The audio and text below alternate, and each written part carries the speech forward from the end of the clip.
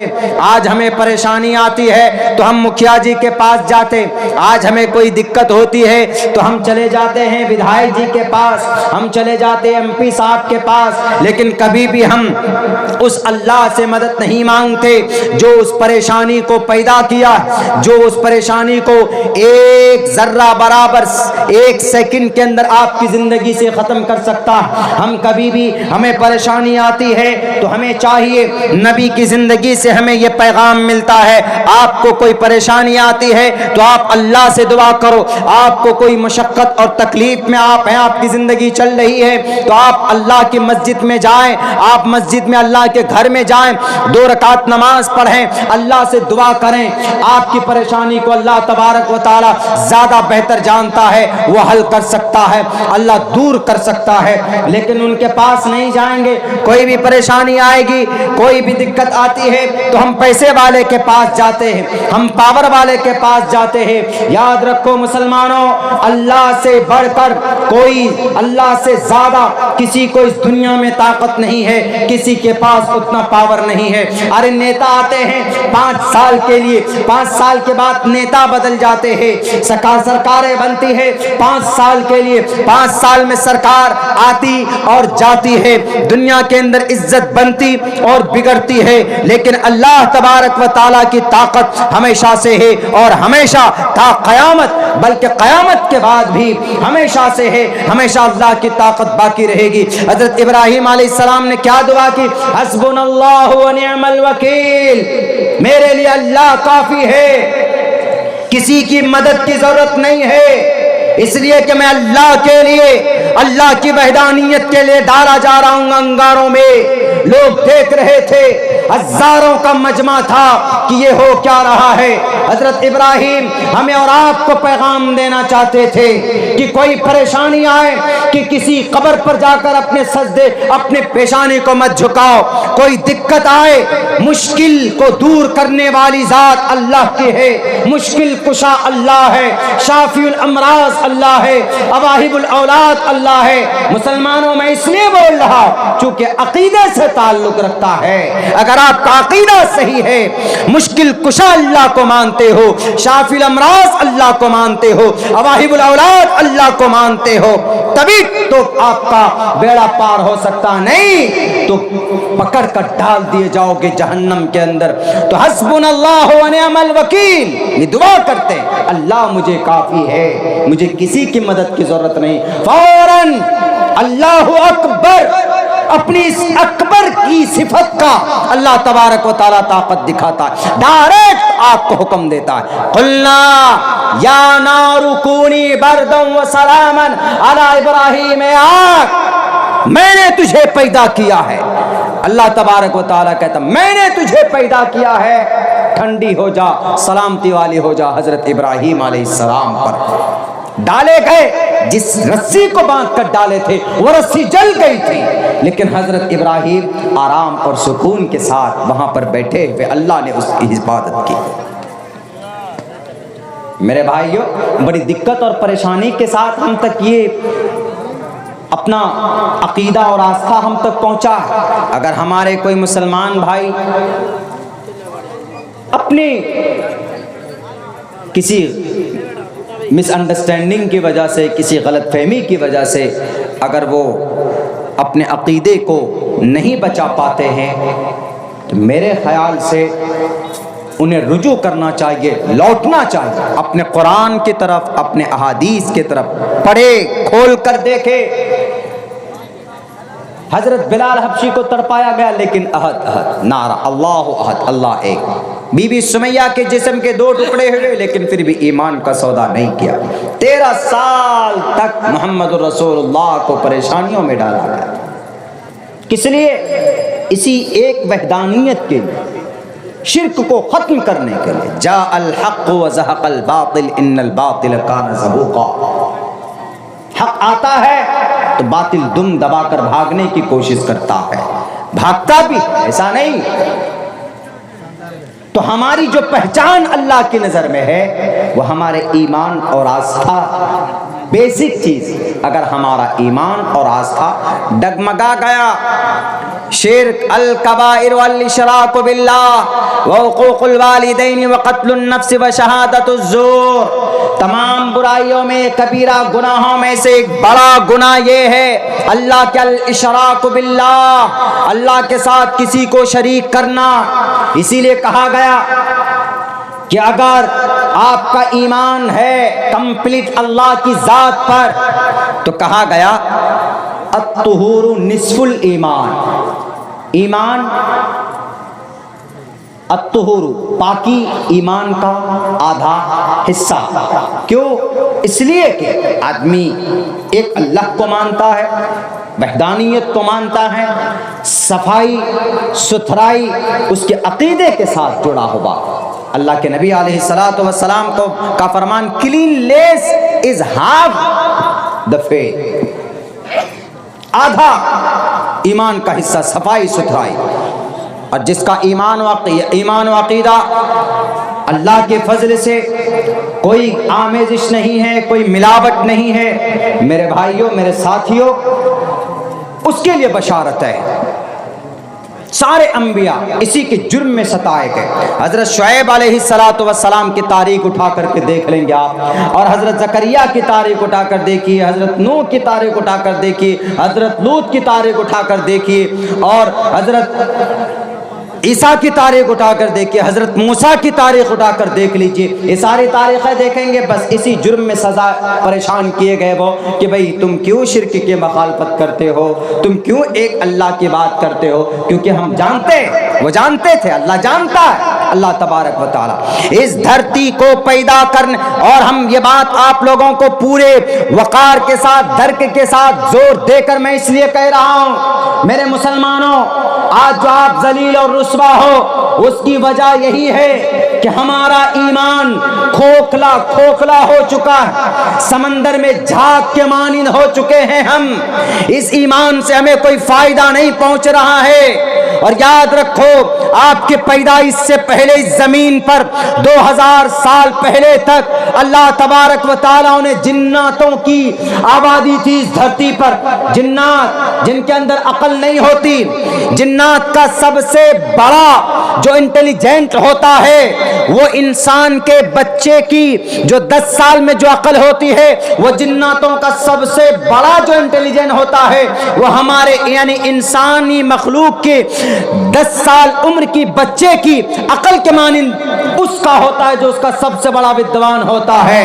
رکھا اس دھرتی پر پیدا کیا تھا کس لیے؟ اپنی بھکتی کے لیے. لیکن انہوں نے فساد شروع کر دیا جیسے ہم اور آپ کر رہے ہیں. انہوں نے خون بہانا شروع کر دیا جیسے ہم اور آپ کر رہے ہیں. انہوں نے ایشور کے ساتھ شرک شروع کر دیا جیسے ہم اور آپ کر رہے ہیں. انہوں نے شراب پینا شروع کر دیا جیسے ہم اور آپ پی رہے ہیں آج کی تاریخ کے اندر. تو اللہ تبارک و تعالیٰ نے فرشتوں کو بھیج کر ان جناتوں کا مقابلہ کیا. فرشتوں نے آ کر اللہ کی طرف سے، اور پھر وہ جنات جزائر میں چلے گئے، سمندروں میں چلے گئے، وہاں ان کا کھانا بدوش بن گئے. وہ پھرتے ہیں، صفحہ ہستی سے مٹا دیا. The completed cleaned from the earth, and Allah created and jinnah only ibadat, only for worship.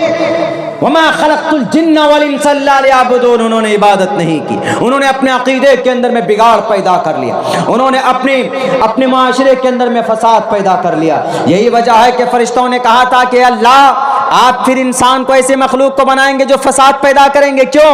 وہ دیکھ چکے تھے جناتوں کے اندر میں یہ فساد، وہ دیکھ چکے تھے کہ قتل وہاں پر وہ لوگ کرتے. اسی لیے اللہ کے نبی اللہ تبارک و تعالیٰ کے سامنے فرشتوں نے کہا اتجعل فیہا من یفسد فیہا ویسفک الدماء. آپ ایسی قوم کو بنانا چاہتے ہیں کہ جو فساد پیدا کریں گے، جو خون بہائیں گے، نوجوان شراب پیئیں گے، بیٹیوں کی عزتیں لوٹیں گے، زکوٰۃ جن پر فرض ہوگی وہ زکوٰۃ نہیں دیں گے، نوجوان گٹکے کھائیں گے، नौजवान शराब की थैली पीकर बाइक चलाएंगे, एक्सीडेंट करते फिरेंगे। नौजवानों को उनकी जिंदगी का, उनके अपनी पवित्र जिंदगी का कोई एहसास नहीं होगा। वो बॉडी फिल्टर अपने आप अपनी बॉडी बनाएंगे सलमान खान के सिक्स पैक को देखकर। ये नहीं कि मोहम्मद रसूलुल्लाह के बाजुओं में कितनी ताकत थी, मोहम्मद की जिंदगी को देखकर नहीं, कि हजरत मूसा की ताकत को देखकर नहीं बनाएंगे वो अपनी ताकत। हजरत मूसा के अंदर इतनी ताकत थी, इतनी ताकत थी कि एक फिरौनी को मारा था तो मर गया था वो। फवकज़ मूसा फक़ज़ा अलैहि, इतनी ताकत थी हजरत मूसा। डरते थे लोग हजरत मूसा के नाम सुनकर, नहीं अरे बाप रे, वो अगर एक थप्पड़ मार दे तो आंख निकल कर बाहर आ जाए, वो ताकत थी उनके अंदर। आज हमारे अंदर नौजवानों के अंदर ताकत, बॉडी बनाते, ओहो सलमान खान का क्या सिक्स पैक दिख रहा है भाई, ऋतिक रोशन क्या डांस करता है, ऐसे डांस करते नहीं। सुन्नतें जिंदा हो जाएंगे अगर आपकी जिंदगी, आपके दिमाग में कॉन्सेप्ट आ गया कि हजरत मूसा ताकतवर थे, हजरत इब्राहिम ताकतवर थे, मोहम्मद रसूलुल्लाह के बाजुओं में 10,000 जवानों की ताकत थी आप अलैहिस्सलाम। लेकिन उन्होंने अपनी ताकत को तकब्बुर की चीज नहीं बनाया, बल्कि अल्लाह के पैगाम को आगे बढ़ाने के लिए मेहनतें की, रात दिन बैठे नहीं। रेस्ट इज टू रेस्ट, आराम हराम है, अंग्रेजी में बोलते रेस्ट इज टू रेस्ट, आराम हराम। दुनिया आराम करने के लिए नहीं है, यहाँ मेहनत करने के लिए। शायद मैं तो अल्लाह से दुआ करता हूँ, शुक्र अदा करता हूँ कि अल्लाह हमको इस्तेमाल करता, रात आपके जलसे में आ जाता हूँ। अभी बस जो सो गए 2 घंटे सो गए आपके आने के बाद, यहाँ से खुद जाएंगे, फजर की नमाज के बाद तक पहुँचेंगे, अपने बच्चे हैं इदारे के, उनके पास वक्त देंगे, कुछ काम होते हैं स्कूल के वो काम करेंगे। फिर चूँकि थोड़ी बहुत सियासी एतबार से जुड़े हुए हैं, उसका तालिब इल्म हूँ, तो लोग बाहर से आ जाते हैं। अभी पंचायत का चुनाव चल रहा है, कोई मशवरा लेने आ जाता है, ये लायक समझता है आपके भाई को, हालांकि मैं लायकमंद हूँ नहीं, लेकिन फिर भी आ जाते हैं। कोई मसला इस तरह का है कि हज़रत ये कैसे करना, वैसे कैसे करना। अभी कल की डेट में 2 पंचायती आ गई। पंचायती के अंदर में इत्तेफाक से एक हमारे करीब के, दोनों हमारे करीब के थे, लेकिन जो मसला क्या, मसला ये था कि लड़की शादीशुदा है, उसके बावजूद भी उसने किसी और के साथ शादी कर ली। अब लड़की वाला ये कह रहा है, बाप ये कह रहा है कि मेरी बेटी शादीशुदा है, उसकी शादी हो गई है, उसका शौहर फलां है, वो दूसरे के साथ कैसे रह सकती है, उससे निकाह करके, उससे तो निकाह होगा ही नहीं। हमने कहा ये बात तो बिल्कुल ठीक है, भला हम केस करें। केस वेस भी चल रहा उन लोगों का, मुसलमान तो ये उल्टे पुल्टे केसों में परेशान है, केस भी चल रहा। हमने कहा कि बोला दोनों फरीक को हम बुलाए, लड़के वाले को भी लड़की वाले को भी। लड़का लड़की नहीं आया। हमने पूछा कि भैया क्या मामला ज़रा बता दीजिए। हमारे यहाँ ऐसा रिवाज है कि पंचायती में 15-15, 20-20 आदमी बैठेंगे, एकदम हो हल्ला हाँ हूँ चलेगा, बस नहीं। अरे साफ है, दोनों पक्ष का बयान सुनिए आप, लड़की और लड़के का बयान सुनिए। लड़की ने साफ कह दिया कि हजरत हम नहीं रहेंगे पहले वाले शौहर के साथ, हम उसके साथ नहीं रहेंगे, हम इसके साथ रहना चाहते हैं, और हमारा बाप मजबूरन हमको यहाँ से उठाकर वहीं डालना चाहता है। कानूनी एतबार से लड़की, भारत संविधानिक एतबार से लड़की किसी और के साथ रहना चाहती है, लड़की बालिग है तो उसका बुनियादी मूल अधिकार है, उसको कोई हटा नहीं सकता। लेकिन शरीय एतबार से तो ये पाप है ना, शरीय एतबार से तो उसका खाविंद पहले कोई और है, वो दूसरे के साथ में कैसे रह सकती है।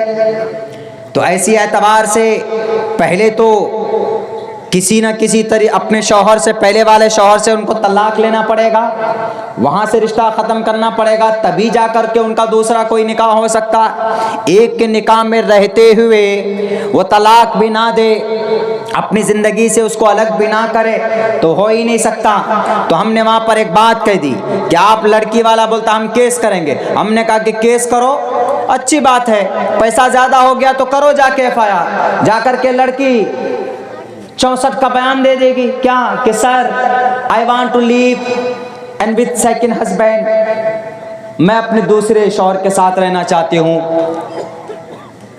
विदाउट एनी फोर्स, बिना किसी दबाव के। तो आपका केस तो फू फू हो जाएगा, उड़ जाएगा, इसलिए कि लड़की का बयान असल होगा इस पे। हमने कहा जाइए لڑکی کو اپنے پکش میں لیجئے، لڑکی لڑکے کے اس کے فیور میں ہے تو آپ کچھ نہیں کر سکتے۔ رہی بات یہ لڑکے والے کو ہم نے کہا کہ بابو تم چھوؤ گے دیکھو گے ناجائز اور حرام، سمجھاؤ اس لڑکی کو اور پہلے شوہر کو کہ آپ نے اس کی ضرورتیں پوری نہیں کی، آپ نے فزیکل ریلیشن بھی آپ کا شاید اچھا نہیں تھا، عورت آپ سے سنتشٹ نہیں تھی، آپ ان کی ضروریات زندگی پوری نہیں کر رہے تھے، اس لیے آپ اس کو طلاق دے دیجئے، چھوڑ دیجئے قانون شریعت کے اعتبار سے جو پروسیس ہے اس کو پورا کیجئے اور ہمارے ساتھ رہنا چاہتی۔ لیکن آپ یہ سوچیں گے کہ کورٹ میرج ہم نے کر لیا تو لڑکی جائز نہیں ہوگی آپ کے لیے، چھونا حرام، دیکھنا حرام، ان کے ساتھ اگر وقت بتائیں گے وہ رشتہ ناجائز زنا ہوگا، ولد الزنا پیدا ہوگا، اور جب تک اس سے نسل چلے گی وہ ناجائز اور حرام ہوں گے۔ یہ معاملہ کل کا، تو اس اعتبار سے بھی وہ معاملہ ختم ہوا، لڑکی والے اپنے طرف لڑکا والے اپنے طرف چلے گئے، جو بھی پروسیس ہوگا شرعی اعتبار سے اس کو پورا کریں گے۔ تو میرے بھائیوں دن میں تھوڑا سوشل ورک کام ہو جاتا ہے، اوپر والا ہم سے کام لے رہا، پھر شام ہوتے ہی جلسے والے کا فون جاتا ہے، یہاں سے بھائی صاحب کا فون 6 مہینہ پہلے جو 3 مہینہ پہلے تاریخ طے ہوئی ہے کہ حضرت کب آ رہے ہیں، حضرت کب آ رہے ہیں۔ میں عشاء کی نماز سے کچھ دیر پہلے آیا ہوں، بس میں یہی چاہتا ہوں کہ ہمارا 24 گھنٹہ استعمال 24 کے 24 گھنٹے اجر اللہ دے گا، باقی آپ لوگوں کو بھی اپنی زندگی کا ایک شیڈول بنانا چاہیے۔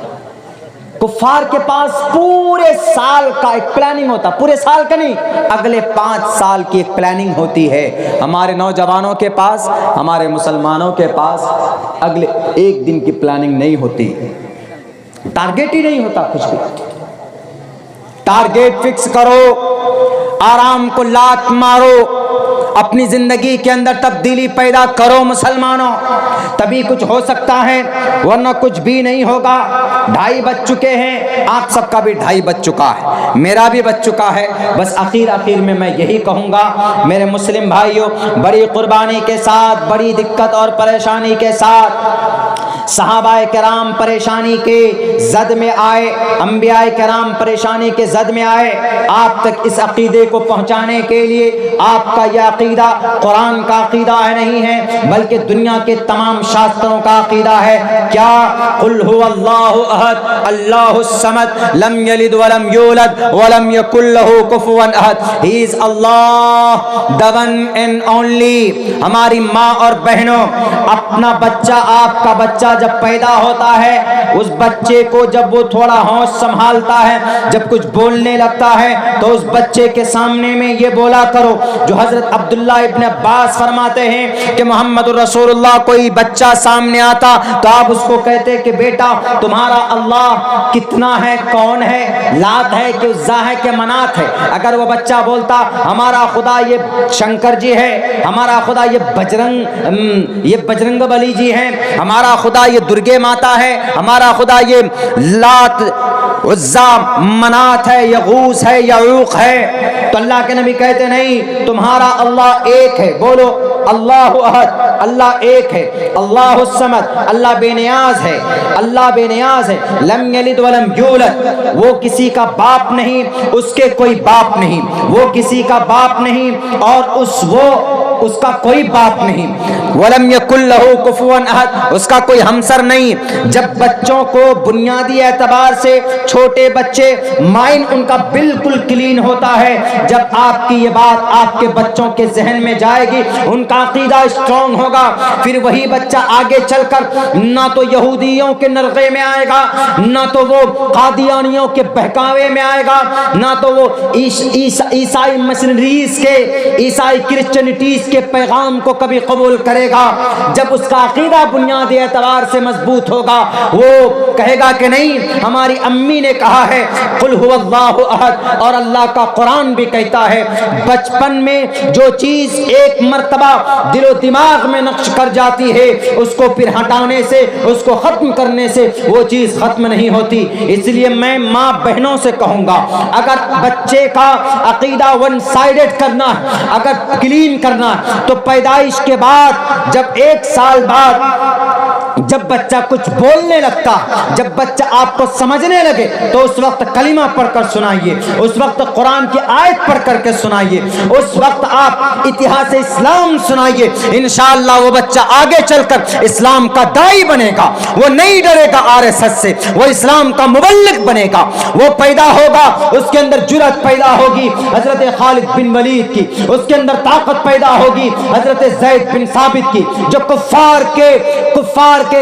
باطل اعتراضات کے جواب دیا کرتے تھے، اس کے اندر طاقت پیدا ہوگی حضرت کعب بن اشرف کی طرح، اس کے اندر طاقت پیدا ہوگی حضرت عبداللہ ابن مسعود کی سمجھ کی طرح، ان کے اندر طاقت پیدا ہوگی، جرأت پیدا ہوگی، استقامت پیدا ہوگی حضرت بلال حبشی کی طرح، ان کے اندر طاقت پیدا ہوگی حضرت علی کی تکبیر کے اندر تو جو طاقت تھی وہ طاقت پیدا ہوگی۔ اگر آپ نے بچپن سے اپنے بچوں کی یہ پرورش کی تو انشاءاللہ آپ کے بچے کا عقیدہ اتنا اسٹرانگ ہوگا کہ ہمالیہ پہاڑ ہل سکتا ہے، آپ کے بچے کا عقیدہ انشاءاللہ نہیں ہلے گا، نہیں ٹوٹے گا، جیسے صحابہ کرام کے عقیدے کو کفار مکہ نہ ہلا پائے، نہ توڑ پائے، نہ خرید پائے۔ آج اسی ایمان کی ضرورت ہے۔ اگر ایسا عقیدہ آ جائے، ایسا ایمان آ جائے تو